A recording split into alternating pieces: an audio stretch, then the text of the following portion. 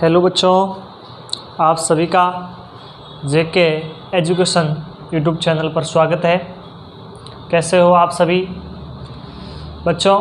मैं आपके साथ जगदीश चौधरी कक्षा 10वीं की जो गणित का अपना जो अध्याय चल रहा था, प्रथम जो पाठ था, जो प्रथम अध्याय था वास्तविक संख्या यानी रियल नंबर, उसमें हमने बहुत सारे क्वेश्चन थे जो हमने कर लिए थे और प्रश्नावली 1.2 के हमने 2 क्वेश्चन थे वो हल कर लिए थे। आप सभी विद्यार्थियों से मैं यही बात कहना चाहता हूँ कि जेके एजुकेशन चैनल को सब्सक्राइब करने से यही फ़ायदा है कि जैसे ही इस यूट्यूब चैनल पे आपको कोई नया वीडियो डाला जाएगा या उपलब्ध करवाया जाएगा तो उसका नोटिफिकेशन आपके मोबाइल पर आ जाएगा, जिससे आप जब भी क्लास अपलोड की जाएगी वो आपको तुरंत मिल जाती है। दूसरी बात यह है कि मैं आप सभी विद्यार्थियों के लिए और जो मेरी पूरी टीम है वो इस बात पे गौर करती है या फिर ध्यान रखती है कि कितने बच्चे हैं, कितने जो विद्यार्थी हैं जो इस चैनल से जुड़े हुए हैं, कितने बच्चों तक हमारी बात पहुंच रही है। हम उन सभी विद्यार्थियों के लिए पूर्ण रूप से हमेशा ही तैयार है। उन सभी विद्यार्थियों से कहता हूँ, चाहे गणित मैं पढ़ाऊँ या मेरे अलावा आप जिस संस्थान में या जिस स्कूल में पढ़ते हो वहाँ पर भी आपको कोई ना कोई टीचर मैथमेटिक्स पढ़ाता होगा। जैसे भी कोई मुझसे बेटर भी पढ़ाता होगा, कोई बहुत अच्छी तरीके से पढ़ाता होगा। आपको ये नहीं है कि आप गणित केवल जेके एजुकेशन यूट्यूब चैनल पे ही देखो। आपको अच्छा लगता है तो देखो। कई क्वेश्चंस होते हैं जो किसी अन्य टीचर से समझ में आते हैं। यदि आपके कई क्वेश्चन ऐसे हैं जो मेरी भाषा से आपको सरल लगते हो यानी आसान से लगते हो, कई ऐसे क्वेश्चन हैं जो मेरी भाषा में हार्ड है, कठिन है, जो आपको किसी अन्य टीचर से आपकी जो क्लास होती है स्कूल के अंदर वहाँ से समझ में आ जाए, यानी किसी भी माध्यम से आपको समझ में आए, यही हमारी मुहिम है। और मैं और मेरी पूरी टीम है वो इस बात पे अब कोशिश कर रहे हैं, हम तैयारी कर रहे हैं कि इसी चैनल पे आपको साइंस यानी विज्ञान की और अंग्रेजी की भी क्लासें उपलब्ध करवाई जाए, जिनसे आपको एक ही चैनल पर सभी क्लासें यानी हमारे जो परिवेश है, हम जो समाज में रहते हैं उस समाज में क्या है, एक भ्रमाएँ होती है कि जो गणित है और जो अंग्रेजी है ये थोड़ी सी कठिन सब्जेक्ट है। वास्तव में माना जाए ये कठिन सब्जेक्ट होती है, लेकिन इनकी कठिनाई के पीछे कारण क्या है? एक ये है कि इनकी अभ्यास नहीं करते हैं, दूसरा है इनका बेसिक क्लियर नहीं है, ये इतनी हार्ड भी नहीं है। और ये 2 ही ऐसे मात्र सब्जेक्ट है जिनके अंदर हम 100 में से 100 भी ला सकते हैं और 0 में से 0 भी आता है कई बार। इसीलिए आप सभी विद्यार्थियों से या जिन अभिभावकों के पास में मोबाइल है उनसे भी निवेदन करता हूं कि ये तो 10th क्लास की क्लास का वीडियो है, बाकी 9th का, 8th का, 7th का, 6th का सभी के वीडियो उपलब्ध करवाए जाएंगे। आप अपने बच्चों को ज़रूर वीडियो से जुड़ें, कम से कम उनके जो मैथमेटिक्स का यानी गणित का जो बेसिक है वो भी तो क्लियर होगा। ज़रूरी नहीं है कि वो एजुकेशन यानी शिक्षा के क्षेत्र में आगे बढ़े, उसके अलावा भी कुछ भी काम करेंगे तो गणित यानी मैथमेटिक्स तो हर जगह काम आती है। तो आइए चलते हैं। आज बच्चों हम 10th क्लास की प्रश्नावली 1.2 का अपना जो क्वेश्चन नंबर था 3 यानी क्वेश्चन नंबर 2 था वो हमने कर लिया था। उनके हमने एग्जाम्पल थे यानी जो पॉइंट दे रखे थे 3 हमने वो सोल्व पिछली क्लास में कर लिए थे। अब देखो प्रश्नावली 1.2 का क्वेश्चन नंबर 3 देखो। क्वेश्चन नंबर 3 क्या है? अभाज्य गुणनखंड विधि द्वारा निम्नलिखित पूर्णांकों के एचसीएफ और एलसीएम ज्ञात कीजिए। हमें ज्ञात क्या करना है? एचसीएफ ज्ञात करना है और एलसीएम ज्ञात करना है। जो हमें कुछ पॉइंट दे रखे हैं उन पॉइंटों को क्या करना है? एचसीएफ और एलसीएम ज्ञात करना है। यानी क्वेश्चन नंबर 3 इसके अंदर हमें प्रथम पॉइंट दे रखा है। पॉइंट प्रथम के अंदर क्या दे रखा है? 12, 15 और 21 ये हमें 3 दे रखे पॉइंट और ये पूछ रहा है इन तीनों पॉइंट का क्या करना, हमें एचसीएफ ज्ञात करना है और एलसीएम ज्ञात करना है। तो दोस्तों, विद्यार्थियों, बच्चों, हमने इससे जो पिछली क्लास थी वहाँ पर क्या देखा था, हम क्या करते थे, जो भी हमें 2 संख्याएं दे रखी होती थी उनका सर हम अभाज्य गुणनखंड करते थे। अब यहाँ पर क्या है, 2 संख्याओं को क्या करना है, अभाज्य गुणनखंड। यहाँ पर 2 की जगह कितनी संख्या आ गई, 3 आ गई। देखो कितनी, 3 है ना, 12, 15 और 21, 3 संख्या आ गई। इन तीनों का हम अलग अलग से अभाज्य गुणनखंड करेंगे और जो गुणनखंड सार्वग गुणनखंड होगा, सार्वग गुणनखंड का मतलब होता है जो सभी के अंदर उपलब्ध हो, सार्वग गुणनखंड। ये छोटी क्लासों के अंदर शब्द यूज होता है सार्वग गुणनखंड। और जो अपना जो सार्वग गुणनखंड होता है वही क्या होता है, एचसीएफ होता है। वही क्या होता है, एचसीएफ। हम छोटी क्लासों में इसको सार्वग गुणनखंड पढ़ते हैं, जैसे भी आगे बढ़ते जाते हैं इसको एचसीएफ पढ़ देते हैं, एचसीएफ मान लेते हैं। यानी जो 12 में उपलब्ध हो, जो 15 में भी अभाज्य गुणनखंड उपलब्ध हो और जो 21 में हो, वो सारे क्या हो जाएंगे, सार्वग गुणनखंड। सार्वग गुणनखंड कभी कभार तीनों के अंदर मिलता नहीं भी है, तो हमेशा ये मत करना कि सर किसी का कोई भी संख्या उसका सार्वग गुणनखंड कभी भी 0 नहीं हो सकता। एक तो हर किसी का होता है, चाहे वो भाज्य हो चाहे अभाज्य हो, किसी भी संख्या का सार्वग गुणनखंड एक तो होता है और जो भाज्य होती है, जो भाज्य संख्या है उनके अधिक होते हैं। अब आइए चलते हैं हल। सबसे पहले क्या करेंगे, 12, 15 और 21 का अभाज्य गुणनखंड करने पर यानी जो हमारे पास में 12, 15 और 21 जो 3 संख्याएं थी जो हमें क्वेश्चन में दे रखी थी, उनका क्या करेंगे, छोटे छोटे भागों के अंदर यानी अभाज्य क्या करेंगे, गुणनखंड करेंगे, जो हमने कल पिछली क्लास में देखा था। अब देखो सबसे पहले किसका कर लेते हैं, हम 12 का कर लेते हैं। तो ये 12 के अंदर किसका भाग दो, छोटी से छोटी संख्या का भाग देना है, मतलब 2 का भाग दिया, कितनी बार गया, 6 बार गया। फिर 2 का भाग दिया, 3 बार गया। अब 3 के अंदर सर 2 का भाग नहीं जा रहा है ना, तो 3 के अंदर किसका जा रहा है, 3 का जा रहा है ना, तो 3 का दे दो। कितनी बार गया, 1 छोड़ दो। फिर किसके अंदर दो भाग, 15 में। 15 में सर 2 का नहीं जा रहा है, तो किसका जाएगा, 3 का। कितनी बार गया, 5 बार। 5 में 5 का 1 बार, 1 आ गया, छोड़ दो। फिर 21 में सर 2 का सर नहीं जा रहा है, 3 का सर जा रहा है, कितनी बार, 7 बार। फिर 7 में तो 7 का भाग गया, आ गया। अपने पास जो तीनों संख्याएं थी 12, 15, 21 तीनों का ही अपने पास में अभाज्य गुणनखंड आ गया। तो हम यहाँ लिख देंगे 12 के बराबर 12 का अभाज्य गुणनखंड क्या क्या आया है, 2 गुणा 3। फिर 15 का अपने पास में क्या आया है, 3 गुणा 5। फिर अपने पास में 21 का अभाज्य गुणनखंड क्या आया है, 21 का आया है 3 गुणा 7। क्या आया है, 3 गुणा 7। अब देखो हमें ज्ञात क्या करना है, एचसीएफ और एलसीएफ ज्ञात करना है। क्या पूछ रखा है, एचसीएफ और एलसीएफ। एचसीएफ को हम बोलते हैं सार्वग गुणनखंड, यानी समान सभी के अंदर जितनी भी जो संख्या है उनमें सभी में क्या होना चाहिए, ये वाला मौजूद होना चाहिए, यानी वही अपना क्या हो जाएगा, एचसीएफ। सार्वग गुणनखंड देखो इसके अंदर 2 है, 12 वाले में देखो 2 है, इसमें 2 नहीं है, इसमें 2 नहीं है, इसका मतलब ये वाला 2 वाला तो अपना नहीं होगा। फिर ये वाला 2 नहीं है, 3 देखो तीनों के अंदर मौजूद है, इसमें भी 3 का एक जोड़ा बन रहा है और यहाँ पर भी जोड़ा बन रहा है, यानी सबका जोड़ा कितना हो गया, तीनों के अंदर 3 मौजूद है। तो अपने पास में इसका एचसीएफ कितना हो गया, एचसीएफ अपने पास में 3 हो गया। कितना हो गया, एचसीएफ अपने पास में 3। सार्वग गुणनखंड का मतलब होता है समान सभी के अंदर मौजूद है। अब हमें कौन सा ज्ञात करना है, एलसीएम। क्या ज्ञात करना है, एलसीएम इस जोड़े से, मतलब इस जोड़े से हमें 1 लेना है। यानी सबसे पहले मैं क्या ले लूँ, इन तीनों से। ये जो 3 का जोड़ा 1, 2, 3 बार आ रखी है ना, इनसे सिर्फ 1 ही जोड़ लेना है, चाहे किसी का भी ले लो। 3 पहली बार आ गए, फिर किसका गुणा करूँगा, 2 से। फिर ये वाले 2 आ गए, फिर पीछे क्या बच गए, 5 बच गए। फिर पीछे क्या बच गए, 7 बच गए। पीछे क्या बच गए? 7 बच गए। अब इन सब का गुणा ज्ञात करना है, यानी ये तो एचसीएफ आ गया, इनका गुणा करो।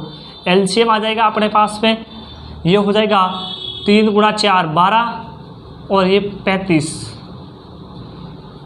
अब 12 को 35 से गुणा कर लो, कितने हो जाएंगे? तो अपने पास में एचसीएफ कितना आ जाएगा? 420। क्या आ जाएगा? 420। तो हम यहाँ क्या लिख देंगे? हम लिखेंगे अतः 12,15 और 21 का एचसीएफ बराबर 3 तथा एलसीएम बराबर 420। ये अपना क्या हो गया? आंसर हो गया। यानी हमें इतना ही ज्ञात करना था, यही पूछ रखा था ना क्वेश्चन नंबर 3 के अंदर। यानी क्वेश्चन नंबर 3 का जो प्रथम पॉइंट था वो हमने सोल्व कर लिया। अब चलते हैं क्वेश्चन नंबर 3 के पॉइंट नंबर 2 की ओर। पॉइंट नंबर 2 की ओर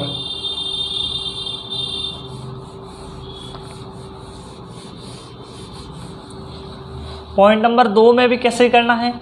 जैसे हम क्वेश्चन नंबर 3 के प्रथम पॉइंट में किया था वैसे। अब इसका देखिए पॉइंट नंबर 2 के अंदर क्या क्या संख्या दे रखी है। देखिए पॉइंट नंबर 2 के अंदर अपने दे रखी है वो है 17, 23 और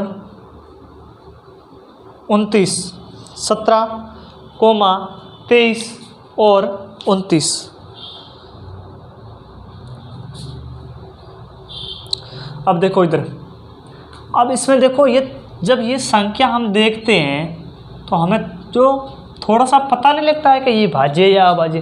जैसे हम 17 देखते हैं, 17 तो सर अभाज्य संख्या है, 23 भी अभाज्य, क्योंकि इसमें किसी का भाग ही नहीं जा रहा है। किसका? 1 और 23 को खुद को छोड़कर किसी का भाग नहीं जा रहा है। 29 भी सर अभाज्य संख्या है। तो ये सारी अभाज्य संख्या है। जब सारी जितनी भी दे रखी है वो सारी अभाज्य है, तो उनका सारा गुणनखंड हमेशा कितना होता है? 1 होता है ना। एचसीएफ उनका सीधा ही आप कर सकते हो 1, लेकिन हमें तो विधि से करना है। तो हम क्या लिखेंगे? सबसे पहले हम लिखेंगे 17, 23 और 29 का अभाज्य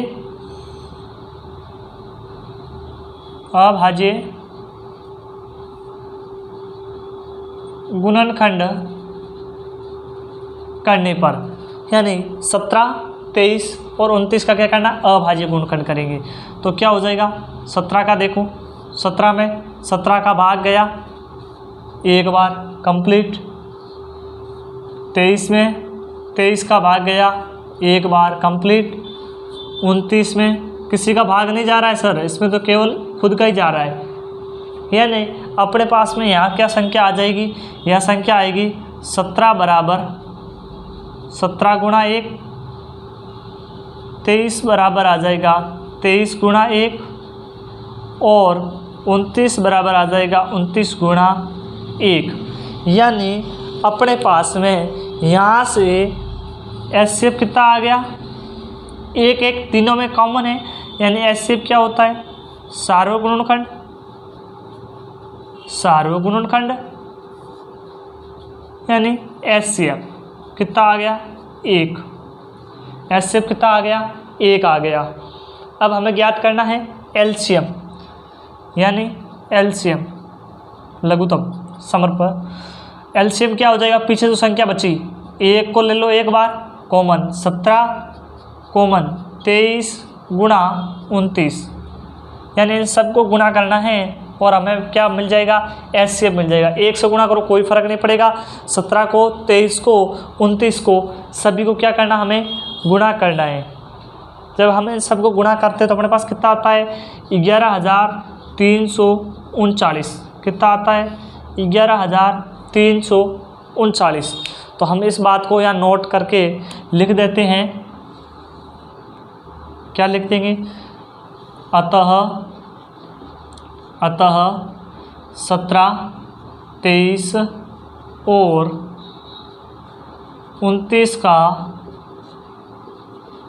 एचसीएफ है वो तो 1 है, और एलसीएम कितना है 11,339।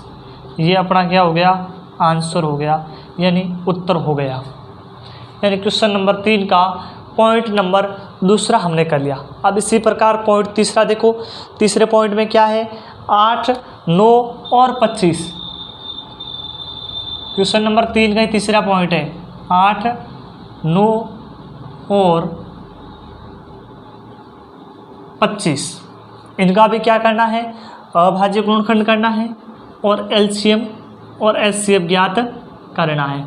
तो सबसे पहले क्या करेंगे, 8, 9 और 25 का अभाज्य गुणनखंड करने पर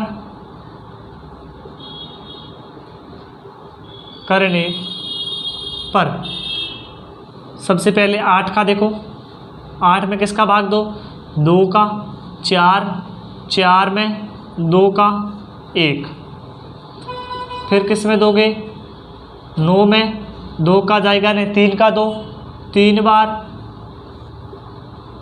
1, फिर किस में 25 में 5 का ही जाता है सीधा 1। यानी अपने पास में 8 का कितना आ गया, 2 गुणा 2 गुणा 2, फिर 9 का अपने पास में कितना आ गया, 3 गुणा 3, और फिर 25 का अपने पास में कितना आ गया, 5 गुणा 5। अब देखो इसमें कुछ कॉमन है क्या, कोई संख्या है जो कॉमन आ रहा है, कोई अभाज्य गुणनखंड जो कॉमन है, सर नहीं है। तो इसका मतलब कौन सा हो जाएगा अपने वाला, जब तीनों के अंदर कुछ भी कॉमन नहीं है तो एचसीएफ क्या होता है, सारा गुणनखंड क्या होता है, 1 होता है। क्या होता है, सदैव 1 होता है। जब आपको तीनों के अंदर सारा गुणनखंड समान नहीं मिल रहा है, यानी कोई नहीं मिल रहा है, तब कितना होता है, 1 होता है। तो इनका एचसीएफ कितना हो गया, 1 हो गया। अब एलसीएम देखो, एलसीएम कितना हो जाएगा, सबको गुणा कर लो, 2 गुणा 2 गुणा 2 गुणा 3 गुणा 3 गुणा 5 गुणा 5, इन सबको क्या करना है, आपको गुणा करना है। तब अपने पास में क्या आ जाएगा, एलसीएम आ जाएगा। 2 को 2 से गुणा किया 4 हो गया, 4 को 2 से गुणा किया 8, और ऐसे इन सबको गुणा करते जाएंगे क्रम में, तो कितना हो जाएगा 1800। यानी अपने पास में एलसीएम कितना आएगा, 1800। और फिर हम लिख देंगे अतः 8 का, 9 का और 25 का एचसीएफ है वो अपने पास में 1 है, और एलसीएम है वो कितना है, 1800 है। यानी जो अपना क्वेश्चन नंबर 3 था वो हमने पूर्ण रूप से सॉल्व कर लिया है। अब चलते हैं क्वेश्चन नंबर 4 की ओर। क्वेश्चन नंबर 4 में हम पिछली क्लास के अंदर जो हमने एक सूत्र के बारे में थोड़ा सा चर्चा की थी, जहाँ हमने एक सूत्र देखा था, वो सूत्र पे आधारित है, यानी वो सूत्र ही लगाना है आपको। और जो ये क्वेश्चन नंबर 4 है ये कंपटीशन का मतलब होता है प्रतियोगिता परीक्षाएं, रीट की हो या फिर राजस्थान पुलिस की हो, दिल्ली पुलिस की हो, उनके अंदर ये क्वेश्चन पूछा जाता है, क्योंकि वहाँ पर हमें थ्योरी से ज़्यादा कम किस पे है, ट्रिक पे काम करना होता है। सीधा ही सूत्र से यूज लगाकर, सूत्र का उपयोग करके क्वेश्चन को सॉल्व करना होता है। इसलिए जो ये क्वेश्चन नंबर 4 है, इससे संबंधित बहुत सारे क्वेश्चन हैं जो आपको कंपटीशन की गाइड में मिल जाते हैं, और ये क्वेश्चन वही काम का है। अब देखो क्वेश्चन नंबर 4 क्या है कि आपको एचसीएफ दे रखा है 306 का और 757 का, कितना 9 दे रखा, और आपको इन दोनों क्या ज्ञात करना है, एलसीएम ज्ञात करना है। तो इससे पहले आपको एचसीएफ और एलसीएम से पहले हमने कल सूत्र के बारे में बात की थी। उसका सूत्र ये था कि दो संख्याओं का गुणनफल वो उनके एचसीएफ और एलसीएम के गुणनफल के क्या होता है, बराबर होता है। क्या होता है, बराबर। और हमें सूत्र होता है, उस सूत्र को हम आगे बढ़ते हैं कि संख्या क्या मान लें, दो संख्या क्या है, एक संख्या माना कि एक संख्या ए है और दूसरी संख्या क्या है, बी है। हमने मान लेते हैं, माना कि कोई संख्या क्या है, माना कोई एक संख्या ए है और दूसरी बी, तो उनके लिए क्या हो जाएगा, संख्या सूत्र क्या बन जाएगा, ए गुणा बी, यानी दोनों संख्याओं का गुणनफल, गुणनफल यानी गुणा, बराबर किससे हो जाएगा, एचसीएफ गुणा एलसीएफ। अब यहाँ से हम किसी का पक्षांतर करते हैं, क्या करके ज्ञात कर सकते हैं, पक्षांतर करके। जैसे यहाँ आपसे पूछ ले कि एलसीएम ज्ञात करो, तो एलसीएम के गुणांक में क्या है, एचसीएफ, तो अपने पास में एलसीएम बराबर क्या आ जाएगा, एलसीएम बराबर इधर वाला देखो ए गुणा बी, ये तो बराबर में था, बट्टे में क्या आ जाएगा, एचसीएफ। यदि पूछ रहे एचसीएफ ज्ञात करो तो बट्टे में क्या आ जाएगा, ए गुणा बी बट्टे एलसीएम। कैसे भी संख्या भी ज्ञात कर सकते हो, तो इसमें एचसीएफ गुणा एलसीएम, बट्टे में ए आ जाएगा या बी आ जाएगा, ऐसे सूत्र का काम आता है। आपको इन चार अपने पास में संख्या है, कितनी है, देखो ए है, बी है, एचसीएफ है और एलसीएम है। इन चारों में से तीन आपको दे रखा होगा और चौथा पूछ लेगा, तीन दे रखा होगा और चौथा पूछ लेगा और पूछेगा कि सूत्र से करो। तो ये सूत्र, ये काम यही आता है कि अभाज्य गुणनखंड किए बगैर सीधा कर सकते हो। समझ गए ना बात को। आपको तीन दे रखा और चौथा ज्ञात करना हो और आपको अभाज्य गुणनखंड की जरूरत नहीं पड़ेगी, तब ये सूत्र काम में आता है। तो आइए क्वेश्चन में देखें अपने पास में संख्या कौन कौन सी है। आप देखो दो संख्याएं कौन सी है,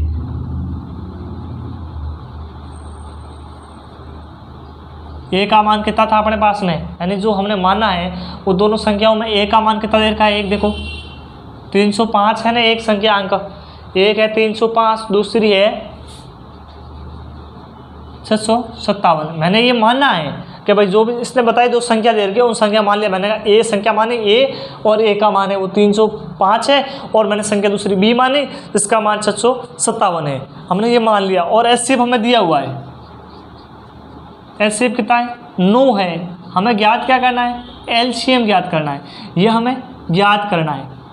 ये इतना तो हमें दिया हुआ ज्ञात ये करना, तो हम क्या करेंगे, सीधा ही सूत्रानुसार, यानी अपने पास में सूत्र होता है, सूत्र क्या होता है, ए गुणा बी, यानी दो संख्या है उनका गुणा एचसीएफ गुणा एलसीएम की। अब सर अपने पास में ए का मान भी है 305 गुणा बी का मान है 657 बराबर क्या है, एचसीएफ गुणा एलसीएम। एचसीएफ का मान कितना है, 9 गुणा एलसीएम। एलसीएम तो सर हमें ज्ञात करना है, तो हम एलसीएम ही तो ज्ञात कर रहे हैं ना, हमें एलसीएम ही तो ज्ञात करना है। अब देखो एलसीएम ज्ञात करना है, यानी एलसीएम के गुणांक में कौन है, 9 है, तो गुणा वाली संख्या पक्षांतर करेंगे, यानी इधर भेजते हैं। पक्षांतर करने पर यानी अपने पास में एलसीएम बच गया, तो इधर ऊपर आगे क्या बच गए, 9 इधर गुणा में, इधर किसमें जाएंगे, भाग में। अब भाग दे दो 9 का भाग देते हैं तो कट जाएंगे। 9 का भाग 30 में नहीं जाएगा, 27 में जाएगा। 27 में 9 का भाग जाएगा 3 बार, 3 3 27, तो अपने पास बच गए 3। फिर 27 से 3 बच गए 35, 35 में 9 का भाग 35 कितने हैं ये, 9 चौक 36, यहाँ 6 है, कितने 6 है ना, ये 306 है। मैंने कहा ये भाग पूरे कटने हैं। आपको जब भी ये संख्या दे रखी है, ये संख्या होती है वो हमेशा कटने वाली होती है, पूर्ण नहीं भाग जाता, कभी पॉइंटों में नहीं जाएगा, या तो इसमें दो सा इसमें दो, कोई भी दो पूर्ण भाग जाएगा। इसीलिए देखो ये डाउट हमारी गलती क्लियर हो गई, ये 306 है न कि 305, ये 6 आएगा क्योंकि 35 के अंदर 9 का भाग नहीं जा रहा है। 36 होंगे तब कितने हो जाएंगे, 6। ये किताब के अंदर है, गलती मेरा देखने में गलती हो गई। 9 तो यहाँ कितने आ जाएंगे, 4। 36 में 4 बार गया, फिर इधर क्या बच गए 657, बट्टे के अंदर कट गया। अब इनको दोनों को गुणा कर दो, इन दोनों को गुणा करोगे वो क्या हो जाएगा, अपना एलसीएम हो जाएगा। क्या हो जाएगा, एलसीएम, क्योंकि हमने 9 का तो भाग दे दिया और जो पीछे बचेगा वो भी क्या आएगा, एलसीएम। इनको गुणा करने पर अपने पास में कितना आता है, 22,338, 22,338 आंसर आता है। किनको हम 34 को गुणा करते 657 से, तो अपने पास में आंसर कितना आता है 22,338। ये इसका आंसर है। अब इतना ही है, आपको ए बी एचसीएफ दे देगा, एलसीएम याद करना है, या आपको एलसीएम दे देगा, एचसीएफ पूछ लेगा, या आपको बी या ए में से कुछ एक दे देगा और ये दो दे देगा, एक पूछ लेगा। यानी कुछ भी अपने पास में 4 संख्याएं हैं, कौन सी, ए बी एचसीएफ एलसीएफ, चारों में से आपको 3 दे देगा और एक चौथी पूछ लेगा। अब चलते हैं क्वेश्चन नंबर 5 में। देखो क्वेश्चन नंबर 5 में आपको एक ही सूत्र का ध्यान रखना है। क्वेश्चन नंबर 5 और 6 ये तो सिर्फ आपका प्रैक्टिस के लिए है, ये बोर्ड की दृष्टि से बिल्कुल महत्वपूर्ण नहीं है। इसमें क्या बता रहा है कि जांच कीजिए क्या कोई किसी प्राकृत संख्या n के लिए संख्या 6n अंक है वो 0 पर समाप्त होती है या नहीं होती है, हमें यही देखना है। और हमें जो भी संख्या दे रखी है 6n, यानी इसका यदि मैं 6 का अभाज्य गुणनखंड करता हूँ तो मेरे पास में आता है 2 3 3, यानी इसका गुण अभाज्य गुणनखंड क्या हो जाएगा 2 गुणा 3। और हमेशा ही 0 पर समाप्त होने के लिए आपको क्या चाहिए, प्राकृत संख्या 0 पर समाप्त होने के लिए जो भी संख्या उसका अभाज्य गुणनखंड क्या आना चाहिए 5 गुणा 2 गुणा 5 के रूप में आना चाहिए। लेकिन इसका क्या आ रहा है 2 गुणा 3 आ रहा है, लेकिन 2 गुणा 5 नहीं आ रहा है।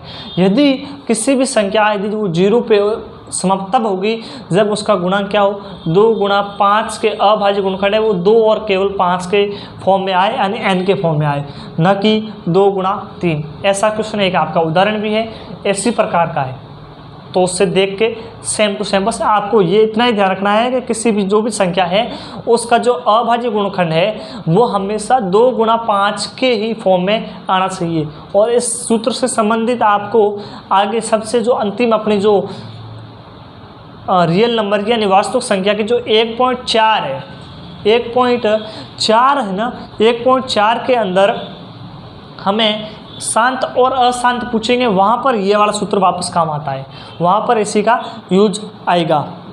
और फिर अगला देखो क्वेश्चन नंबर 6 देखो व्याख्या कीजिए। 2 आपको दे रखे हैं कि ये भाज्य संख्या है, यानी ये आपको ये दर्शाना है कि भाज्य संख्या। और भाज्य संख्याओं को हम इतनी देर क्या पढ़ रहे थे, यानी हमने यही पढ़ा था गणित का अंक, गणित का आधारभूत प्रमेय क्या कहता है, यानी कि प्रत्येक भाज्य संख्या को हम अभाज्य के गुणनखंड के रूप में बदल सकते हैं। तो जो भी आपको संख्या 2 3 जो कोमा दे रखी है, इन कोमाओं को क्या करना है, आपको गुणा करना है। क्या करना है, गुणा करना है। और यदि उन गुणा करने के बाद जो आपके पास में नई संख्या आ रही है उनको देखना क्या वो भाज्य संख्या या अभाज्य संख्या है। यदि उनके गुणनखंड हो रहे हैं तो वो भाज्य संख्या है, और उनके गुणनखंड नहीं हो रहे तो वो अभाज्य, यही पता लगाना है। और क्वेश्चन नंबर 7 तो कुछ है ही नहीं, ऐसे ही इसी सूत्र पे आधारित है।